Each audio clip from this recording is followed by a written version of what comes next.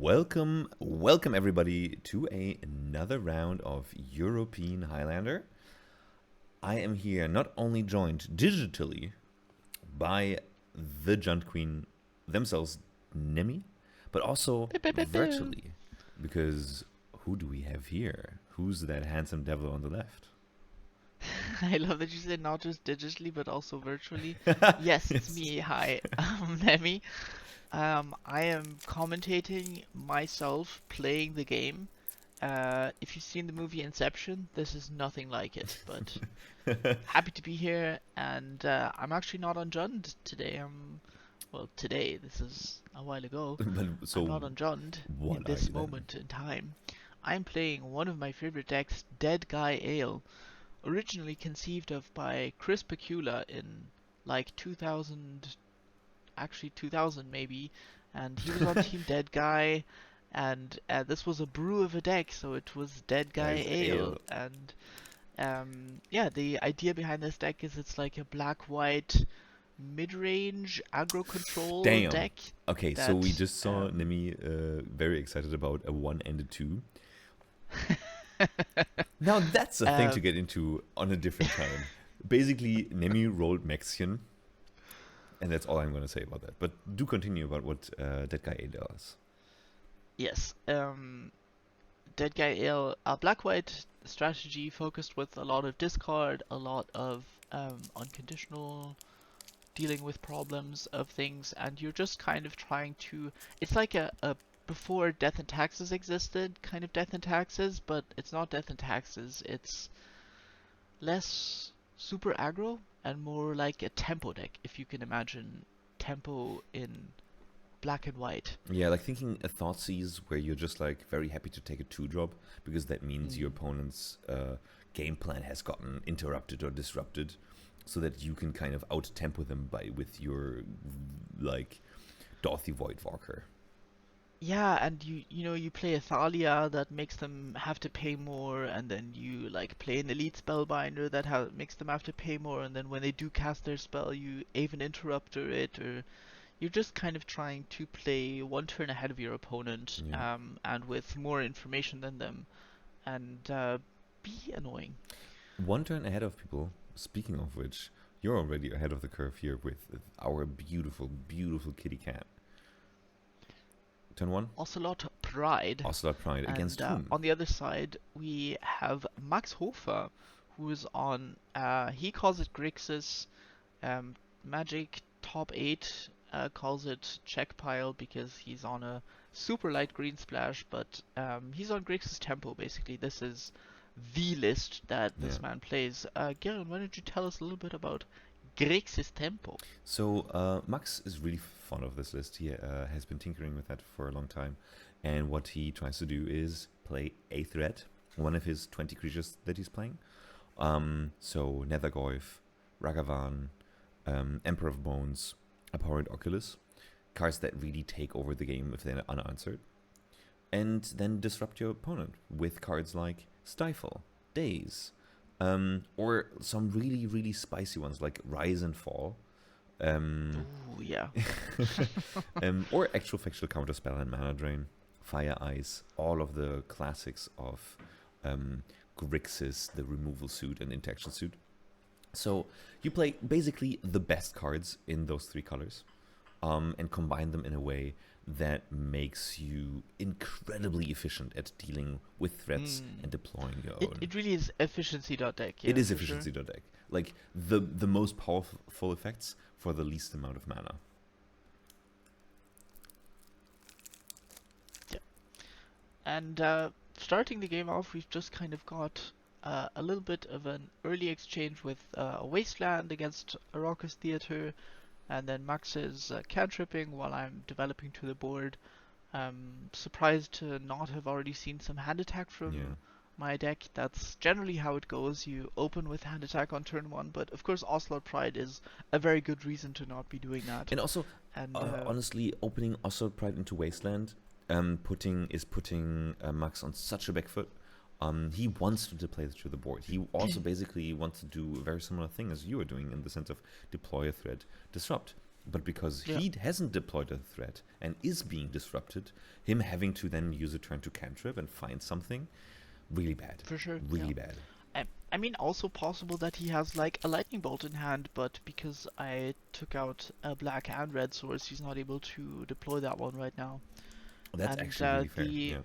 the Grixis tempo deck, I think not even playing 30 lands or barely, but okay, has the Bowmasters. Yeah. That's going to be able to clean up that Ocelot Pride, and yeah, I don't really draw a lot of cards in Deadguy Ale, but it's a nice play to just stabilize the board a bit, stem the bleeding, and buy himself some more time, Yeah. as I will probably just use this end step to make a construct token, and we'll see where we go after that. So he sort of traded his Orcish Bowmasters for your Ocelot Pride and a token. So you're facing off a 1/1 and a 1/1.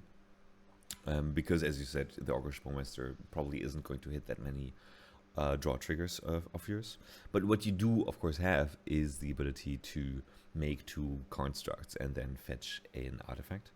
Yes. It's really interesting because this matchup is a game of inches. You will try to Absolutely. try to kind of like get an advantage here, get an advantage there, and then in the end, someone is going to run away with it. And we're still in the inching process, Yeah. I'd say.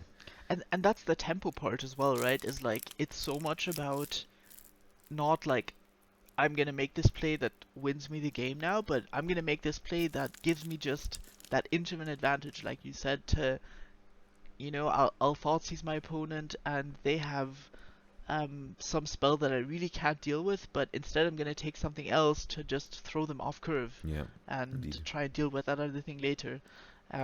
Like it's very much a kind of dance of Yeah, it's a really beautiful matchup indeed. Especially a because dance of disruption.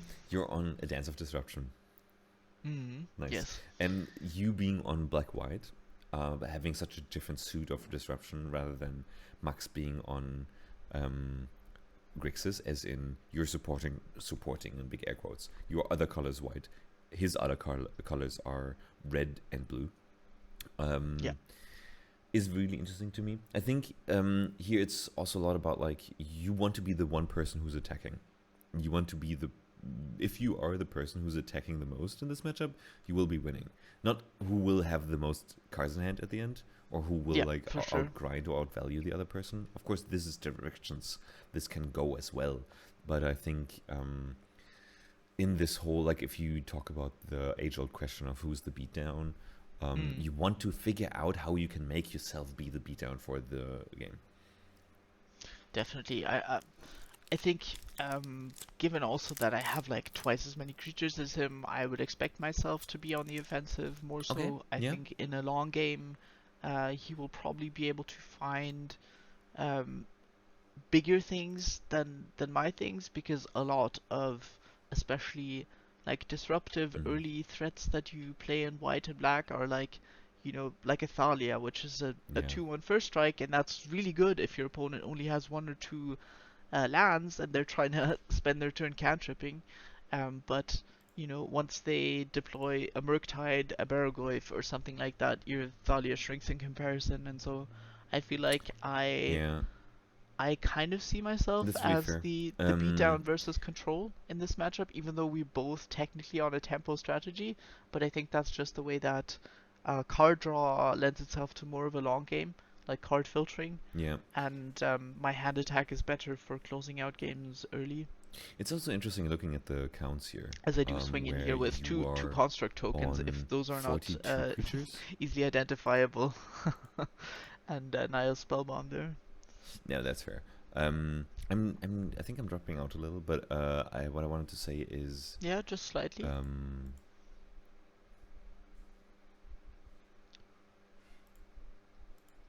Do you need a minute to figure out your technical stuff, my good sir? Nah. I think there's nothing I can do about it. This is something my internet does at times. What I was saying was that I think it's also just interesting looking at your 42 creatures on your deck versus Max's 21 creatures. That is a very nice, very pleasing numbers. Pleasing numbers. But also, like, it's just, you will have more creatures, but Max's creatures are going to dwarf yours, as you said, or can dwarf yours. Yeah, they can be more bang for buck. You know, I Yeah. don't have any pyroglyphs. Mhm. I don't have a troll of Khazad-dûm that I'm eventually hard casting. I don't have an abhorrent Oculus that is just gonna drown the board. Yeah. I don't have a psychic frog that's gonna grow to be Or as we've 7 seen power or right something. now, a Emperor of Bones. I do have an Emperor of Bones, believe it or not. That card is very good. Yeah. I And think one thing to maybe yeah. talk about this week, but I can also wait until you've made your point, good sir. No, I'm just looking at the troll that can be flung basically. Mm. But with Max being on the back foot so hard, I don't think that is going to happen because it's not really a play that gains him anything. Yeah, you see me thinking here about do I want to crack this Nile Spellbomb, Mm. shrink my Yeah. constructs, but exile his graveyard to prevent him from casting like a Murktide. I think what this play tells me from watching the footage again, I don't quite recall, but I probably don't have a Swords to Plowshares in my hand that could deal with a Murktide. Yeah. So I feel like I have to preemptively deal with the graveyard just to make sure that I'm not gonna lose this game from being like in a kind of a head position Yeah. to Yeah. something like Like what's happening right yeah. now. Yeah, and I've also felt kind of stupid here having cracked the Nile Spellbomb Because you in I had think his main phase instead of waiting for him to go to combat, yeah. and so now he got to exile the Fury. That was just kind of That's also something unnecessarily trigger happy on my side. Max is really good at punishing that. Like Oh yeah, he plays he's good extremely at clean. that. I had an Yeah, interesting it's really funny that you say that. We're gonna have some uncleanliness happen as this match Oh, progresses, okay. as I recall it. That's funny. Okay, I'm looking forward to that. But yes, he's generally really on the level when it comes to playing. Because Very tight. he has been on this Grixis. Oh, What a bastard! He had the first negation, that's tough. Like he said and he has that's a been, huge tempo swing. he's been on this thing for such a long time on the Grixis that he really feels like he can like count down every single card of his deck, like without. Yeah, like, he could looking it up. probably give you the list blindfolded. Yeah, Like exactly. I'm honestly trying to remember if I have seen him play a different list before, and I don't know that I have. And here, wow, wonderful old border foil gush, drawing 4 I think even cards. Japanese. Yeah, probably knowing him. Getting 4 cards into his hand. Yeah. Is that meditate? No, that's counterspell. That's counterspell. Okay. I just want to give another reminder, by the way, to the people at home that Max has his graveyard sideways and Right. his exiled card Face up. in the normal graveyard. So graveyard and exile are kind of swapped here. It makes sense if you watch it happen, but maybe something good to keep in mind as there's now a Barrogoyf, an Emperor of Bones, and an Orcish Bowmasters, and I think this is kind of Yeah. the point where you see what I was talking about. Yeah. If the game progresses a bit, he gets to use all of his card draw to find big threats, to find removal for what I've kind of been putting out with that Fury sweeping up multiple creatures and then now Yeah. threatening to basically kill me next turn, attacking, by chucking this Fury Yeah. at my face and attacking for what is currently 3, 4, 5, 6, possibly 7, 8. Yeah, I'm not literally dead, but I'm definitely in a bit of a rough position right now and need to find something, need to gain life, need to stave off this Barrogoyf to prevent that from growing, need to deal with this Emperor of Bones. Yeah. What do you I- think I need yeah, to be doing in this You spot? need to play balance. No, I think it's really interesting how this progressed from you being in such a commandeering position and then it being just turned around by you trying to cast like basically like you there were these 2 turns. You used 1 turn to crack Spellbomb, which And then I got Furied uh, because that made my construct smaller. Exactly. And then the next turn you tried to play the One Ring, and you got counterspelled. Mm. And so Yep. those 2 turns you lost so much tempo. Like, And this matchup is all about tempo. and this matchup is all about tempo. So it was really like, that was the swing. That was the big swing, and now he like from him being at 10, you're now facing down like a bajillion power. But Okay, to the we've rescue got a Wandering Emperor. is a Wandering Emperor. Does it resolve? But clencher moment. Ah, Clencher. clenching. Hold.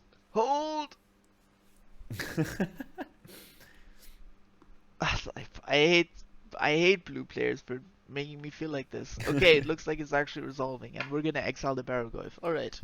So not losing a billion life and not gaining Max even more advantage, but instead only Yes. losing, I think, 0 life. But we're going to bring back Fury. Can Fury target that? Yeah. Okay. Gotcha. Yeah. Interesting. Little technique there for you. Interesting because I guess it was fair in the sense of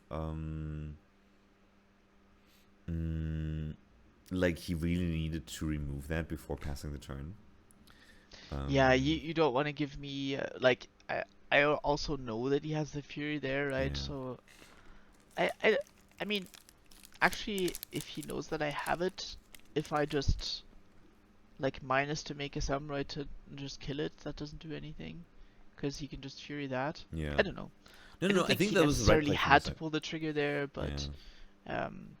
yeah. Oh, that's of course a card you would love to have seen earlier. A card that drains your opponent for 2. Every time they play an instant or sorcery spell. Oh, and that's also A beautiful. non-creature spell, even non-creature, just, sorry. and then a strategic betrayal to follow it up with. Which is also really great because Max uses his graveyard so much. Yeah. Okay, trading a little bit. Oh my god, he's on 6 life. This is really tight. Like you Okay, basically so need to this just is find. this is a this is a moment where I fucked up, and Max was an absolute G. As I look at my hand and I realize, hey, you just fatal pushed my guy. I have this mental misstep. Is it cool if I still cast that because nothing else has happened? And so he lets me take it back. Basically, Yeah, mental okay. misstep, this fatal push, get back my Kambal, and now he's on 6. I have a Kambal in play that's gonna drain him for 2 for every non-creature spell he casts. And did you pay 2 life And, actually? I'm not. I'm Oh pretty yeah, sure of I course, did of course, pay 2 because you life. drained him. Yeah, I gotcha. Yes. So huge thank you to him for allowing that takesy backsy. Nice. Yeah, And that's very nice. we actually still have a game, I think, at this point. I possibly down to 1 card in hand here now, as he has 4, but he will be a little reticent to actually cast those, as they're going to be doing a lot of damage, Yeah. and that Oh, brainstorm brings wow. him down to 4. And I think this was a good time to maybe talk about why I brought Deadguy Ale this week. Right. Because Deadguy is a deck that, as we previously established, kind of is below going rate when it comes to a lot of your bodies. You know, you have your Thalias, you have your all these kind of creatures that, if you just face up against a chonky mid-range threat, they're gonna be outclassed. But something that we do a lot, Gerion, right, before going to our weeklies, is talk about or think about who is signed up for the Yeah. weekly, what kind of players do we expect, Exactly. and from there, what kind of like meta do we expect. And for this week, I was thinking there would be a lot of combo, and there would be a lot of blue tempo decks, and I think Deadguy Ale is a good deck against that, because you can play cards like Kambal, which Yeah. my Grixis opponent, let me tell you, does not have Caracas in their deck, and this card is an absolute nightmare for them if it gets to stick around for even just like a little while. Like, Yeah. he brainstormed now, he's down to 4. If he finds a removal spell for Kambal, that's the last spell Yeah. that The he could last afford non-creature. to cast. And so I really am putting a lot of pressure on with this now, even though he technically has the bigger creature in play, right? Yeah. Like, The 4/4. he's not able to attack with that right now, and I am again feeling like the beatdown and like I need just a little bit to close this game out. As he fetches to maybe find a surveil and look for something that will dig him out of this. No, it's a tiger. I spotted a Oko in his hand. Ah, So yes. he's probably gonna One of the overload it. reasons why he's on a tiny bit of a green splash Exactly. is for those powerful planeswalkers, that red and 6 and that Oko, and able to deploy that one. Of course, Which is like a to heal one on life. one now, right? one life, and then giving your creature one more power. Yes, Oko can of course also make food, which I Yeah. think is something to point out, but he didn't have enough mana to be doing that this turn. No. And He he cannot forgot attack. to exile something, but he's just, you know, I think for the rest of the match, I'm gonna allow him all takesies backsies because Yeah, because of the metal that misstep fatal for push sure. incident. Um. So I have an elk and beautiful elk token that he brought. You know, Oh shout my out to god. that. I Also, always sorry. appreciate a I good just saw token. your hand, and you have 2 flyers in hand, which is insane because he's on 1 life. Yes. And 1 flyer has I- flash, so you can like play your 1 flyer, be like, whoa, oh no, if you have removal, I lose, ha ha ha. And then, sorry, spoilers. You've figured out my line of Spoilers. play. I'm gonna play this White Orchid Phantom, which in a way is like a bait spell because I have the Flash Flyer, right? But this one on its own is also good enough. If it gets through, it will of course get elked. But then he also needs to put up another defender. I think that like it definitely reminds me of the game that we had that week where you had you had 2 different cards that would destroy me tutoring. And like and somehow I don't know what exactly happened, but in the end I never tutored, and you were like, "Oh my god, just let me get you," because you Oh yeah, right. I think my hand was even Mind Sensor and Opposition Agent or exactly something, and you just didn't. You had tutors, and I knew it because of hand attack, but you didn't use them. And then eventually you like, I took your even mind sensor or something like that. yeah. And then you were like, "Oh no, I guess I will like I have to let you DT," and then I didn't, and you were like, "Oh no, my bluff has been called." But Good no, times. actually, I never call bluffs. I just don't think. And honestly, that can be a very good strategy. Instead of out mind gaming yourself, just never think and play Exactly. by feel. And I think the longer you play a deck, the more likely you are able to, yeah, get there by feel. So And Max, right now, dredging his way through his deck to just find this removal spell for this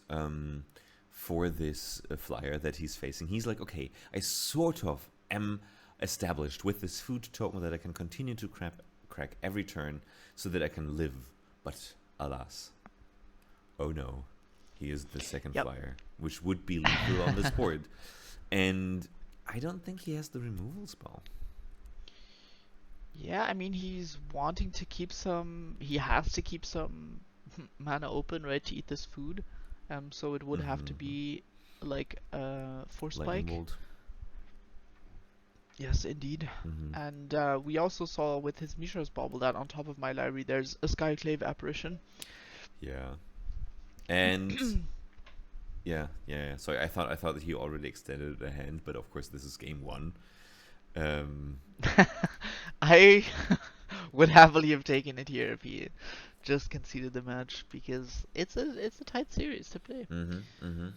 And I now also get to see this Skyclave Apparition. I think now I started to get in my head, and we've talked about this often as well, when it's like you're close to victory and then you kind of get this brain soup where either you just make stupid misplays or you are like, don't make stupid misplays, so you overthink. Yeah. And so I played the Skyclave, and he's like mega dead on this board, right? But I'm thinking about like, oh my god, what if could he he has have it? that? Yeah. Yeah, exactly. I think I end up Skyclaving his His Emperor only here. blocker. Just I mean, and he's yes, just picking it up. yes. That's yeah. I mean, I super get that. Like, and especially against Max, who when he plays, he has this this phase of complete concentration. Yeah, And you yeah, the really demeanor.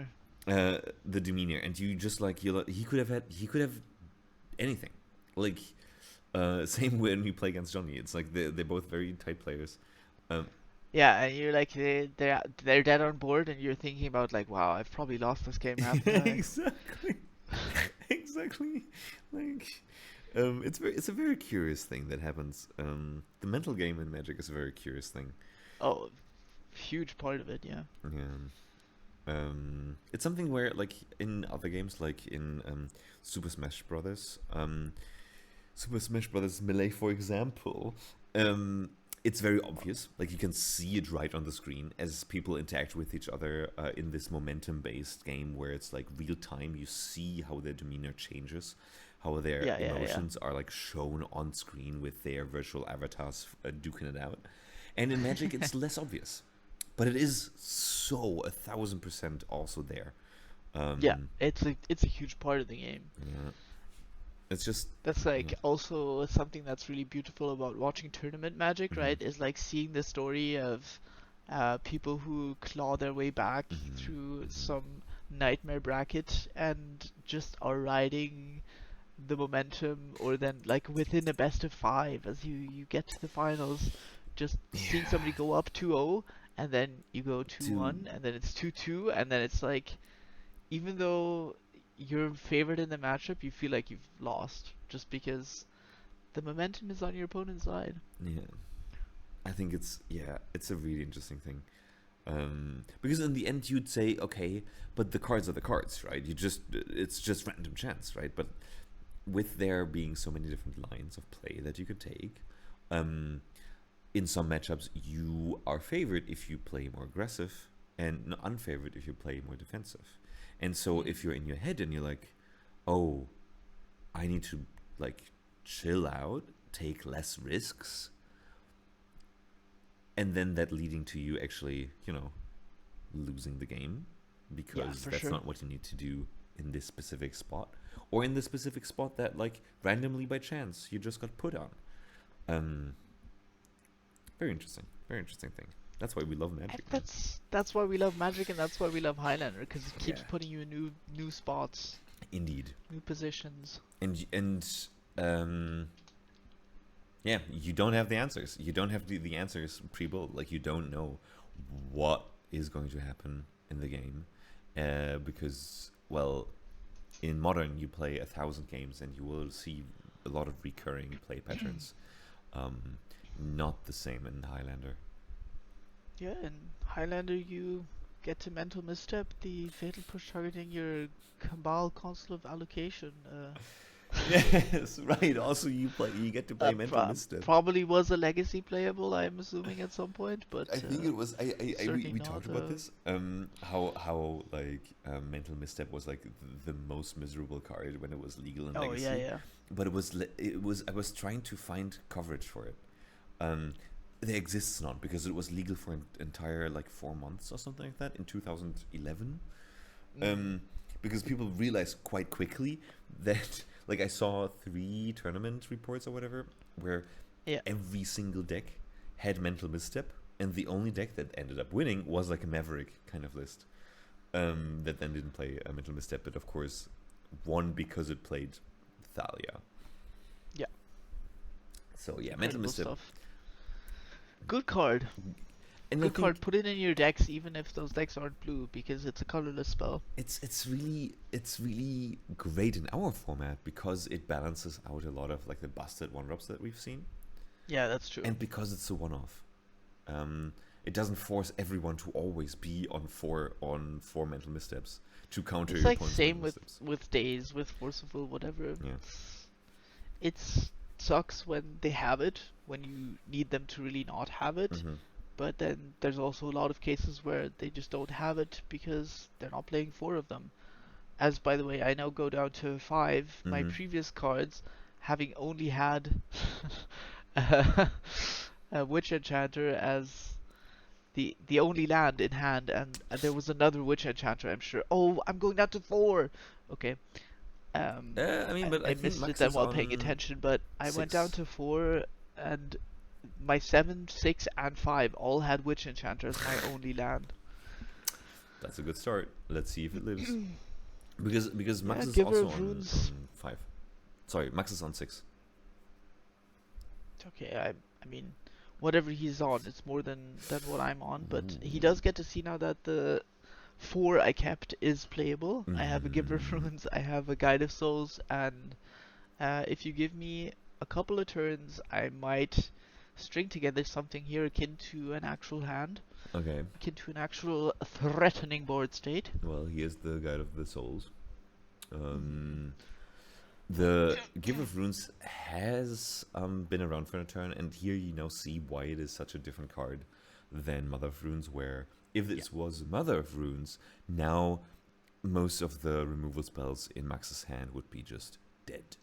But Yeah, because you it would is have to double spell basically to exactly, remove something. but because it is a Giver of Runes, you can still just be like, I have found the removal spell, so I can kill the Giver of Runes. Yes, yes, indeed.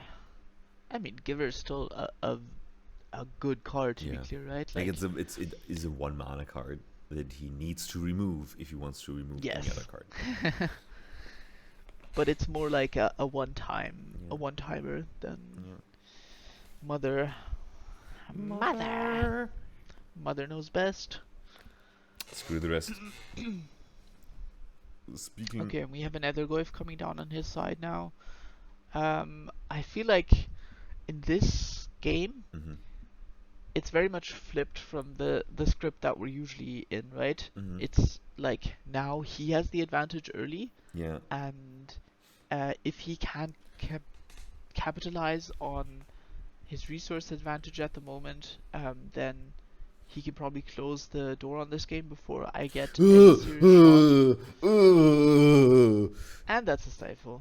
That's so tough, man. Like speaking of resource advantage, right? Where now you're Yeah. on 1 land. I was like, hey, what are you talking about? With like he is like ahead or whatever because you have 2 creatures and he just played this first. Of course, a big guy. But the stifle so tough. Getting that fetch land there. No. I think especially for Deadguy Ale, the magic number is kind of 3. Okay. But I do find a remote farm here, which is a depletion land Oh, that that is crazy. you remove a counter to add 2 white mana. Can you tell And us why you're on that? I'm on that because if you look at a bunch of my cards, Yeah. you have Aven Interrupter, Enduring Innocence, Skyclave Apparition, Palace Jailer, Solitude, who just all of these cards that cost double white, Yeah. and having one card that can accelerate you as well to that Yeah. turn 2 crucial spell, I feel like is nice. It's nice to have soul lands. I think a lot of people also play stuff like Ancient Tomb in Deadguy Ale just because 3-drop is where a lot of the money is at Yeah. for really Yeah. punishing um, cards, right? Like your Big Thalia, Boromir, the Opposition Agent, and even Mindsets we talked about. Oh wait, Guide of Souls Yep, is a 1/2. I forgot. I was like, oh no, he also got the it Guide of is. Soul, but here, Guide of Soul, similar to the Delighted Halfling, which is often played not because it's a great mana dork, even if you have no legendary cards. Just because it's a 1/2. Just it's a 1/2. But yeah, we got to see that turn now where the Bolt takes out Yeah. the Giver of Runes and the Orcish Bowmasters is there for Yeah. the finish, and I scoop him up here. Looks like I had another land in hand or something, Yeah. and the Murktide is just a little too much for me at that point Just to closing out the game. want Just to claw it so back, quickly. as I also want some time left for game 3, right? So Yeah. unlikely for me to win that one, but Yeah. I know Max was a little scared when the 4 that I kept opened on Giver of Runes into Guide of Souls. I mean, that would have It's been a beautiful, it's close beautiful to something. 4 would be Basic Planes, Guide of Souls, Giver of Runes, Ocelot Pride. Yeah, I think that's a very keepable make that four. a mother, and now we're really talking. Now we're I really might talking. You keep can win that games one. like that. Yeah, you can win games. Yeah, exactly. Easily. I really Instead of a think 7. the it's the remote farm. Remote farm is such an interesting card to include. Thank Mm, you. because I think it works quite well in your very three-centered list. I'm thinking about my Mardu kick your face in twice list where Yep. Double up Teamer Blitz, no, the or Mardu list. the Mardu strikes twice. Yeah, Mardu Yes, strikes yes. the one the tokens, the Mardu tokens lists Yeah. with token makers on attack and then extra combat spells where I really, really, really want to hit 3 so quickly. And having just 2 soul lands feels like too little. And so I'm curious to test that. The tough thing though is it adds double 1 color in a 3-color deck, and I feel like that's just not Yeah. feasible. Yeah, that's kind of also why I'm just on the remote farm here, not on Mhm. Ancient Tomb, Mhm. Oh, because you're not an Ancient Tomb, yeah. I'm not on Ancient Tomb in this, and I think that one is really close. Like, I might as well have been on it, Mhm. but just kind of looking at the mana that I do want to deploy, Yeah. I I'm a base white deck, but I want Darting Boardwalker on 2, I want him to Yeah. Turak on 2, and I think given that, you have to be a bit careful with how many colorless lands you play. Um, and I'm even Yeah. on the filter land here, Fetid Heath, I like that a lot. to just enable myself to hit those 2 color pips. Yeah, to go from white I, white to I black think it black. makes a lot of sense in this one, Mm. A Wandering Emperor's another double white spell, by the way. But you Yeah. absolutely could Ancient Tomb as well. I think it's more a question of, are you happy sacrificing the downside of whatever that brings with it, right? Because Remote Farm, if you want to use it to accelerate a 3-drop, that means your turn 1 play is cast Remote Farm because it Yeah. enters tapped, Yeah. or play Remote Farm, Yeah. not cast. So it's like a trade-off. It's a really interesting one because it also only produces 4 mana in total. Like you get to tap it Yes. twice. I think it's certainly I haven't seen it much outside of decks that really want to do very busted things with it, like the Cascade decks. Really, I feel like it's quite a reasonable include in like mono white or like Death No, that's what I'm Taxes. saying. I think it is a reasonable include, but I haven't seen it. I think that Right, they gotcha. are certainly underplayed in the sense of decks that could play them rarely do play them because it's a really niche pick, or like something that Oh isn't my on god. everybody's map. And It's another Witch Enchanter in my hand. which one? A Witch Blessed Meadow. Oh, Sorry, Displaced this Meadow. Enchanter. Yes. So this game very slow, as opposed to the last couple of games, where either of you really went on the board immediately. Now we go tap land into tap land for you, and probably a survey land on Max's side. I would be surprised if it wasn't. No, actually, I wouldn't be. He might as well be doing like consider or Fair. opt or Yeah, something mental like note. that, Mental note or a thought scour or perhaps a But instead brainstorm he or just maybe didn't. deciding not to. Perhaps he has a fatal push or something that he wants to keep that up for. I'm not quite sure at the moment. Yeah. Okay, deciding to fetch now. In the meantime, I can talk about why the hell I have an underground mortuary in my black-white deck, and that's because I was experimenting with playing the off-color lands just to get 2 extra surveils. Yeah. I'm basically playing Deathrite Shaman in this list Yeah. anyways, You are on and Bayou I for it. figured I might want a green source to Yeah. use one of those abilities, and then I was like, well, I could just put in Underground Mortuary and Lush Portico, and at that point, maybe I'm just playing Bayou and Savannah as well. Yeah. So, I'm using this for Prismatic Ending as well, but for the most part, it's just to have extra surveils, because surveils be good as hell. I really want to figure out how I can like. Oh. Ooh. And this is so this card is Kunoros, Hound of Athreos. So what's the what? It's What's it do? So it's a keywords card. It has Vigilance, Menace, and Lifelink 3/3. And then it's basically like a Grafdigger's Cage. Creature cards in graveyards can't enter the battlefield, and players can't cast spells from graveyards. This card Yeah. is a kind of tech piece, given that I expected a lot of combo in our meta for this Mm-hmm. week, as we talked about previously, Yeah, and and it Reanimator. does unfortunately get dazed. But I think that is, for example, a card that against Max's deck, who clearly kept a one-lander and now drew his second. No, he just dazed. Okay, Yeah. I'm walking circles around myself. Great. No, you know what's up. No, shut up. Shut up. Kunoros Hound of Athreos is cool because it stops basically reanimation stuff from happening, and it also stops stuff like Nethergoyf from Yeah. coming back.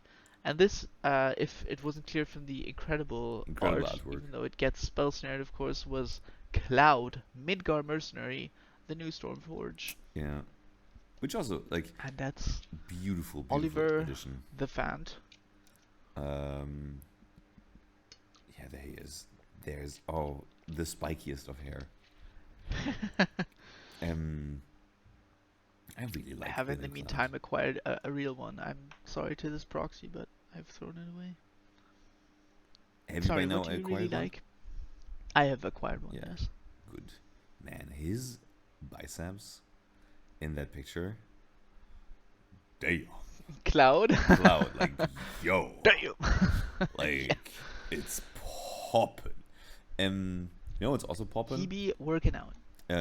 Is that Max really hasn't really done anything yet, right? Like, he has Well, interacted with you, sort of. Like, he has countered correct. both of your spells. But other than that, like, for a deck that really wants to deploy, and then disrupt, he has not been deploying. I think, as you argued earlier, you feel like you are the aggressor here, and therefore Max's kind of defensive gameplay here is in his favor. But in the second game, we were also talking about resources, and you are 5 lands Yes. ahead, and so your ability to just deploy threat after threat is something that is really tough for Max to deal. And now you play a spell that says, "Stop touching my shit," as in Yep. only you can play spells in your turn, and Max has to be like, "Oh, okay, I guess I then throw out this Bowmaster for 0 value." Yeah, this one's a little upgrade to Grand Abolisher that they just released in Yeah. Dragonstorm, and I again have the unfortunate situation of Strategic Betraying into a Bowmaster. I think Strategic Betrayal is also a card where Mhm. I'm kind of reevaluating it. I was super high on it Mhm. in the beginning, and now I'm coming back down. Because ultimately it is just a sorcery speed edict, and you really have to, like, the exiling the graveyard part has to be relevant, Yeah. and you kind of have to hit something that you kind of care about with the edict as well, right? Yeah. Like doing that into a Bowmaster's so awful. Like at least Shieldred's edict you can choose to actually sack the Bowmaster, Yeah. not the token. Like, But yeah, yeah. I don't know. What are your thoughts on I think Strategic edicts. Betrayal? First of all, I hope that everybody plays less edicts so that my life as a dredge player gets better. I think it is truly a card that is a graveyard interaction spell first, and then a edict second, where Yeah, I guess that's true. um, you play it because we have so many, or when you expect many graveyard decks. Like, I think it's fine against lands, just because it exiles the yard. I think it's fine against. I think it's actively good against lands. Yeah, in the sense of, like, yeah, it is good against those decks. Where it's like, it's okay. Sorry, my spectrum of good cards is fine as in a good card in the matchup, and then okay when it's like, ugh, I'd rather have anything else, but at least it does something right now, and then Yeah, right? for sure. And here, like, it looked really weak because of the Orcish Bowmaster. But that Orcish Bowmaster could also be a a Murktide Regent. Yeah, or And a then it's Goyf. like, Like I've definitely had Strategic Betrayal be very yeah. good. I just mean in the beginning I was very high on it. Mm-hmm. It felt like kind of a 9 out of 10 in terms of what I wanted from my removal, and I've definitely gone down from that again. Yeah. Oh, you are on. Holy shit! I didn't see that in your list. You're on the But other what? Spark on this list. That's right, baby. I'm on the other spark. That's I was dope. trying this out, a card that I have owned since that set came out Mm-hmm. and haven't gotten to play yet, Mm-hmm. just because it's like, why would I ever put this in my deck if I could play the One Ring? I'm on it. I'm Um, on it in a BattleBots, and it's beautiful in it. but yeah, I think specifically because of the new Cloud, I wanted to try this. Mm-hmm. Because Another if you reader. equip the new Cloud with it, it gets double the counters, it draws double Four the cards. cards, Insane. and just seemed like something that would be cool to have in the deck. I did actually get to play the other Spark a bunch of times during this weekly, and every single time I was stopped just before the finish line from minusing it on a Cloud. So I can't yet speak to how amazing that feels, but it was kind of decent in matches. Like it's just basically it's as good as what is it? Innkeeper's Talent, putting a +1/+1 counter on I see. Interesting. a creature every turn. That's funny. And then whenever you want to draw cards, you have to equip it to something first, and that thing has to live. So I yeah, see. Max doing Interesting. a bunch of stuff here. By the way, he did DT. He has cards in hand. Things are happening. I feel like, well, I'm just gonna wait for the game to progress because at the moment Like we're not really he has this seeing what's going on, Bowmasters. They're right? not really doing anything. Yeah. It does prevent me kind of from drawing eventually with the other Spark, which I could, I think but that's the downside, or downside is a big word here, but one of the features of playing Grixis is that um, oh, another reader. in the best of days, you have it all. You have the Stifle for the Yeah, fetch land, you have the yeah. bounce spell to like get through. But in the worst times, you kind of just spin your wheels and you're trying to find the things and you find the wrong things at the wrong time. Speaking of the wrong things at the wrong time, Oko, very right. I mean, Oko pretty nice in in multiple ways here. Yeah. For one, of course, he could elk my Ether Spark if he's really concerned about it right now. But I believe for another, he could take that Ether Spark from me with the Oko Mm-hmm. by using the lesser used minus ability of exchanging things. Um, yeah, I, No, I, no, no, no. Exchange control of target artifact or creature you control, and target creature an opponent controls with power right, 3 or okay. less. Um, so you can give them one of your artifacts to get one of their 3 power Okay, cards. never mind then. Oh. Okay, we've got a reanimate. What are we getting? Cloud. Cloud. So Yeah, reanimate Cloud or like just Flicker Cloud in general has been very strong for me as well. I've yeah. got to do it with Felia in this tournament. I think Mm-hmm. if I recall, Yeah. I've gotten to reanimate it. I'm not sure if it's resolving here, but if it is, feels great because I, of course, purposely have a number of hits for equipment Yeah. in this deck. I'm on Shadow Spear, I'm on the Ether Spark that you know, I'm on Sorry, when I look at your a list, Glimmer Lens, I'm on Pre-War Formula, and I'm also on Lion Sash, which some people I think forget is an equipment that you can tutor where's the Shadow Spear? I don't see it. in my list. Yeah. Oh, that's because it's a Lara Croft Shadow Spear. Oh, you mean Totek's spear. Totek, the famous Yes. spear of the tomb, the one that Lara goes into, the one that crafts. When my favorite part was when she crafted all over. The Totek spear. Well, she is the one who crafts. Oh yes, she is the one who crafts. Okay. But you're getting the formal wear, and Yeah, this is actually like a pretty big swingy turn, I think, for me. If you think about it, yeah. like I get this pure firmware back, I can equip my Ether Spark to Cloud, who gets 2+1/+1 counters. I have Caracas up potentially to bounce my Cloud if he tries to remove it, and I have this pre-war formal wear that can get back now something from my graveyard, which Oh, turns out to the be a now damn 5/5 five Vigilance five Lifelink is Menace. beautiful. Vigilance Lifelink Menace is also insane on this. So cool. I mean, unfortunately, he has an Oko in play that's just gonna That's elk it, I insane. assume, but Yeah, but I mean, he now has to decide: is Cloud gonna turn into a furry friend, or is it gonna be the furry oh my friend that's god, I gonna can't turn? believe I put one counter on there. It should be two. Oh, It's yeah. the whole Sorry. reason why you Can you count, yes. please? No, 1, 2. I'm sorry. But I think That's why the I'm not playing Hammer reanimate Time. reanimate into Cloud, getting the formal wear into getting like a creature from your graveyard. Yeah, That's pretty dope. it's Cloud is. I think Cloud is very good. Yeah, Like just and that it's Caracasable is like actively an upside with this card, yeah. normally a downside with With it. legendary cards, Yeah, but and it's like I mean, Stoneforge any Mystic legendary with like a good ETB is good. has always been like one of the better cards. Mm. It's slowly getting outclassed as time goes by. But by people I mean Wizard of the Coast continues to make better and better artifacts. Sorry, equipments, and that keeps those kind of cards relevant. And us getting to play 2 Stoneforgers now, Mm. who kind of are different because Cloud has 2 power, and that is a big difference to me. Um,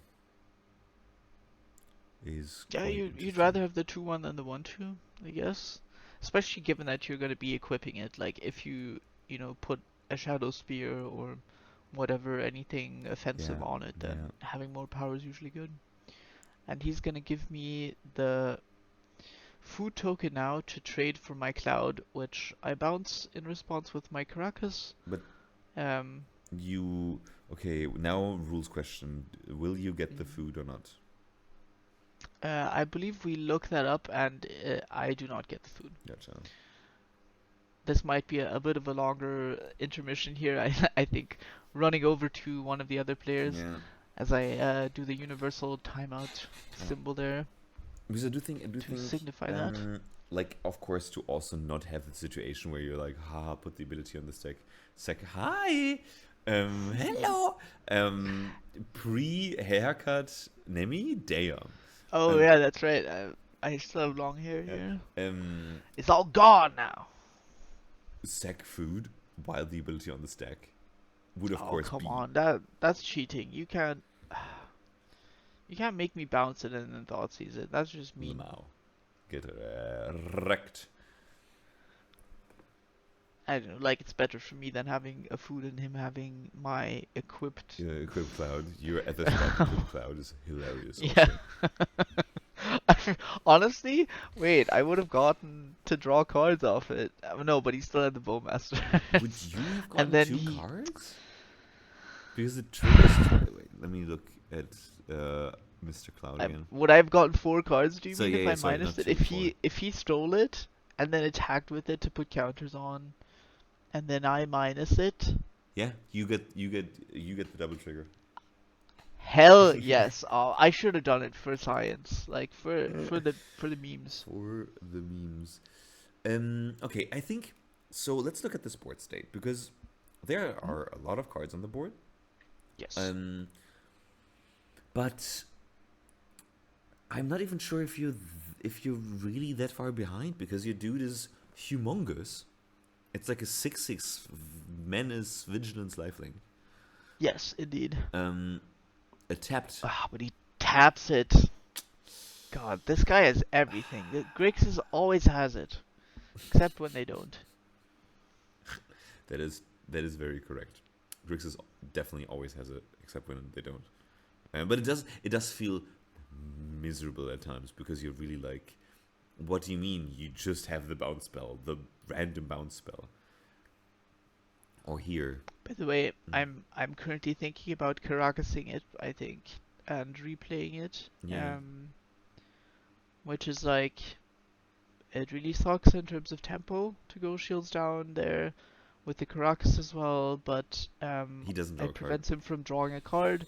Yeah. and if I don't really have anything better to do with my mana, then I might as well be doing that anyways. Okay, prismatic ending on the Psychic Frog, that's a nice one. And now we're just looking at recasting this, and uh, yeah, he still has an Oko, of course, but you're right in that I'm not completely out of this game yet.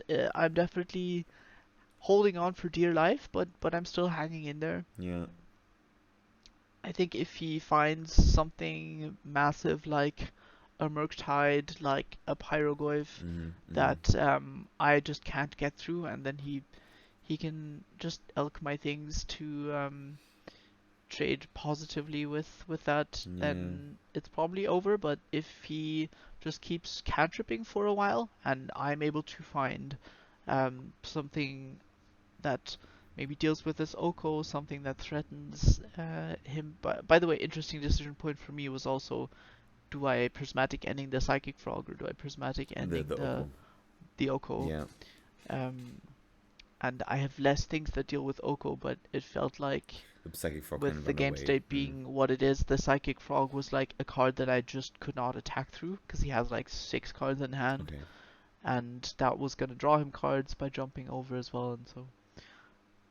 Um, but yeah, I'm definitely still, I still have the capacity to find the comeback here, I think. So, on my end, I had a little break here, so I see him dig through timing right now. I'm at 56:15. Let's give me a quick timestamp, please. Yeah, I'm at 56:36 now. Yeah, we see your dog die. Yes, sadly, got Shane lightninged. And then also your other spark, leaving the battlefield thanks to an elk and an orc. And Yeah, now, that's the weird thing about this card is you can also just attack it. It's a yeah, planeswalker. it's equipment that can also just Oh, die. incredible deep cavern bat. Oh, against the Another one of those cards which is like on curve. It's so good, so good. And then you draw it late game, and you're like, okay, okay, bye. okay. Okay. What I'm curious about is like, okay, you're not looking great. You're on one card in hand. No, no. But I also remember you winning the tournament. So I'm really curious where this is going to go. You remember me winning the tournament? Was it which? Maybe you didn't win the tournament, but I thought you had a really good showing with Deadguy Ale the tournament. Yeah, I did indeed. I believe. I won all the matches that were not this match. Spoilers, but yeah. I Looking great, Nemmie. You can do this. No, I think like bringing Deadguy Oh, Ale this week is was this just dead on board? No, it's not dead on board. It's elk. well, it's So it's 6, 4. 7, 8, 9, 10, 11. No, that is dead on Yeah, board. yeah. Getting the dog, the troll. Yeah, because my dog is gone. Uh, And yeah, I've got this channel Iganjo to show him what's what. Garyon, show him what's super what. fan of channel Iganjo. Yeah, but sadly, I guess I can take out one of one of the the elks, the one orc of elk. the elks. Yeah. But of course, Whoop, yeah, that's whoop. just not being enough. You being put down to a very low life total, so that you don't even have time enough to maybe Indeed. clutch something to get you back in there. And with Max still being on 2 cards in hand and 1 mana open. And I forgot, there's also still the Oko. Yes. Indeed.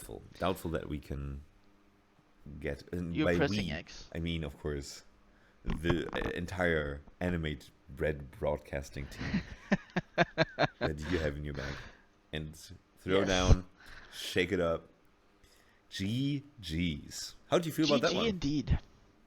I mean, it was a slog. I think if things had gone just slightly differently, I could have really crushed some of the game 2, game 3 situations as well. You Mhm. know, going down to 4 in game 2 on the mulligan is super rough, and you would Yeah. never expect to win that. But Yeah. that's also like the bad end of variance, right? And then I think I'm really happy with having brought Deadguy Ale this week. Like I said, I Yeah. believe I won my other matches with it this Yeah. tournament, and I think if you're looking at a field that is very combo heavy, that's playing a lot of blue, you know, sleeve up those Deadguy Ale cards, because I think they are really able to punch quickly and keep your opponent behind. Um, and so I really love this deck, and I think tinkering with it to see what sort of metagame you want to defeat with it is Yeah. really cool. And you Yeah. get to play a lot of weird hate cards that your opponent is like, "Oh my god, you had Containment Priest," and you're like, "Yeah, yeah, Even I Mind did." Sensor in 2025? Yeah, What? and it worked. Yeah. You know. Yeah, I think that's very sick. So props. And of course, Max Hofer on the only deck I've ever seen him play, possibly trademark. Grixis green, Grixis definitely not. Check pile. Mhm. Always a pleasure to see him pilot that one. Looks Yeah. gorgeous. He has everything. Everything is Old border altered, foiled out. foiled, Japanese. Yeah, definitely. So. Yeah. So props to Max for winning this one. I think that was really, really tight series of games. With like either game 1 or game 3 being able to go either way. And then Yeah, just definitely. very crucial turning points going into Max's favor. Thank you for joining us, Nemmie. That force of negation on my one ring, that was Toffee. BM. Just let you unmulligan. Yeah. Come on. Like, let's have a game here. Well, thank you for joining me, Nemmie. Thank you for joining you guys watching us watch Nemmie. yes. Thank you. Thank you for joining you. us, watching me. Indeed. And with that, we'll let you go. But not without reminding you that there is more content coming. For this was but the second game of a 4-game series that we will very much bring to you, to your home screen, from our home screens. Stay tuned. See you next upkeep. Bye-bye.